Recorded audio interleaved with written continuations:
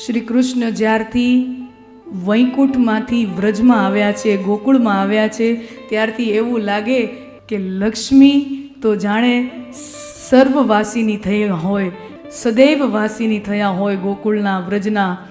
એટલી સુખ સમૃદ્ધિ, એવો આનંદ ભાગવત વર્ણવે છે. એક પછી એક ગોપીઓ રોજ ભગવાનને રમાડવા આવે. મા યશોદાને ત્યાં પારણું હોય અને એની અંદર ભગવાન સૂતા હોય અને એની અંદર મા યશોદા હાલરડું ગાતા હોય અને ભગવાનને સુવડાવતા હોય.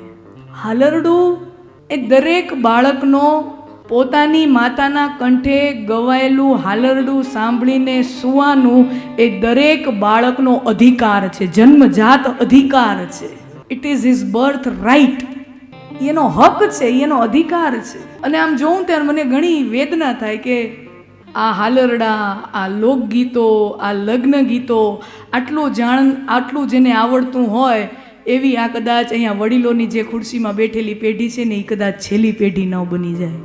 કે જેને જે બાયુને આ બધું આવડતું હોય એવી આ કદાચ છેલ્લી પેઢી હોય. મને તો એવું લાગે છે. હું તો ત્યાં સુધી કહું કે જે સ્ત્રીને 2-5 હાલરડા ગાતા ન આવડી જાય ને, સાંભળજો, તમને કદાચ કઠોરે લાગશે. હું તો ત્યાં સુધી કહું, કોઈ સ્ત્રીને 2-5 હાલરડા, ભલે સુરીલા બેસુરા એની વાત જ નથી, કોઈ સ્ત્રીને 2-5 હાલરડા ગાતા ન આવડે ને ત્યાં સુધી એને માતૃત્વ ન ધારણ કરાય. હું તો ત્યાં સુધી કહું, 2-5 હાલરડા જ્યાં સુધી ન શીખાય ને ત્યાં સુધી માતૃત્વ ન લેવાય. કારણ કે પોતાની માના મુખે ગવાયેલું એ હાલરડું સાંભળવું એ દરેક દીકરા દીકરીનો, દરેક સંતાનનો અધિકાર છે. એ માતા અને સંતાન વચ્ચેના સંબંધની શરૂઆતનો તંતુ છે. માતા અને સંતાનની આત્મીયતાની જ્યાંથી શરૂઆત થાય એનો એ પાયો છે. લોકગીતો, હાલરડાઓ, લગ્ન ગીતોથી સુસજ્જ એવી મારી તમારી સંસ્કૃતિ છે. આજે મણિયારો ગવાય ને તો માણા ઊભા ન રહી શકે. આજે મણિયારો ગવાય, કૃષ્ણ ભગવાન હાયલા દ્વારિકા ને આ બધા લોકગીતો ગવાય ને માણા ઊભા ન રહી શકે. આ લોકગીતોની તાકાત છે. તમે જોજો દુનિયામાં રોજ લાખો ગીતો બને છે. હું તમને કહું, યુટ્યુબ ઉપર, સ્પોટીફાઈ ઉપર તમે જાઓ, રોજ લાખો ગીતો અપલોડ થાય છે. 2-4 દિવસ વાયરલ રહે, 5મા દિવસથી આ યુવાન પેઢીને યાદ પણ ન રહે. 5 દિવસ પછી એ 2-4 દી ગીત હાલે, 1 મહિનો ગીત હાલે, 1 મહિના પછી ગીત ભૂંસાઈ જાય.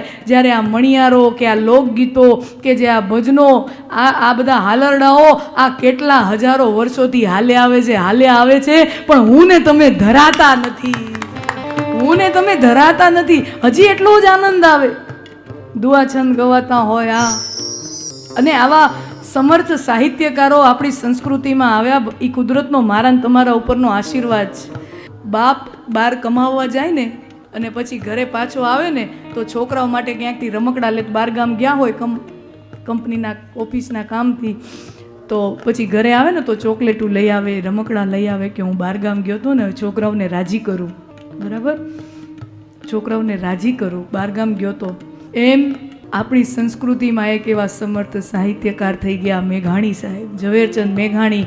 એ ગામે ગામે ફર્યા, ગામે નગરે પ્રજાનું જીવન જોયું, ગ્રામ્ય જીવન જોયું, લોક જીવન જોયું, શહેરી જીવન જોયું, લોક જીવન જોયું. અને ત્યાંથી આ હાલરડા, આ લોકગીતો, આ ભજનો, આ દુઆ છંદો બધાય ભેગા કરીને જેમ બાપ પોતાના છોકરાઓને રમવા માટે રમકડા આપે, એમ આટલી મોટી ભેટ સોગાદો મને તમને મેઘાણી સાહેબે આપી દીધી છે.